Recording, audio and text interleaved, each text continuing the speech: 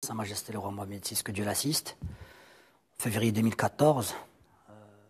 exprimant à Abidjan lors du forum économique Maroc-Côte d'Ivoire, a dit l'Afrique doit faire confiance à l'Afrique. Et dans ce même discours, Sa Majesté le roi Mohamed VI, que Dieu l'assiste, a précisé qu'il ne doit pas y avoir en Afrique des grands projets et des petits projets, mais des projets qui ont un impact, qui apportent un bénéfice aux populations locales. Et c'est ça qui est important, puisque cette vision royale, quand elle est mise et implémentée sur le terrain par les différents acteurs, que ce soit le secteur public ou les acteurs du secteur privé ou financier ou la société civile, l'ensemble de nous, opérateurs, on s'active à ce que ces différents projets puissent avoir cet impact. Et donc, pour accompagner cet impact-là, bien sûr, nous travaillons à ce qui est les filières de formation adéquates qui permettent d'accompagner cette dynamique dans les différents secteurs,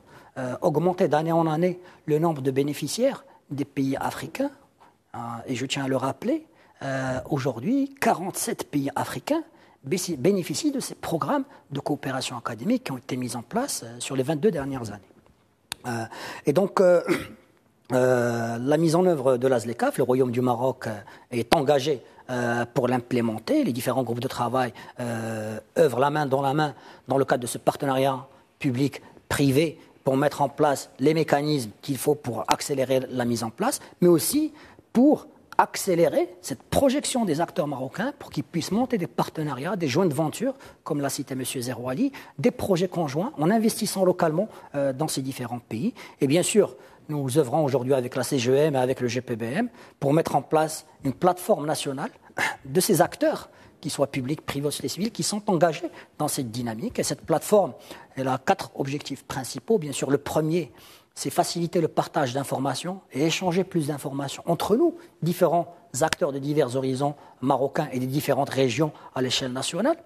La deuxième, c'est porter plus de projets de manière conjointe et pour que demain, dans le même projet, nous puissions avoir une banque marocaine qui finance, un opérateur marocain qui implémente, mais derrière, toute une chaîne de petites PME, TPE marocaines, mais aussi des PME et TPE à l'échelle nationale et donc locale dans le pays bénéficiaire. Et enfin, bien sûr, la dimension capital humain qui puisse être accompagnée à travers ces programmes de renforcement de capacité que l'Agence marocaine de coopération met en œuvre.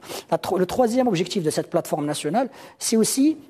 faciliter la captation de plus de financement de manière innovante, que ce soit à travers des montages publics-privés, que ce soit des montages entre des acteurs marocains, mais aussi des acteurs locaux dans le cadre du co-investissement et du co-développement. Et enfin, c'est donner plus de visibilité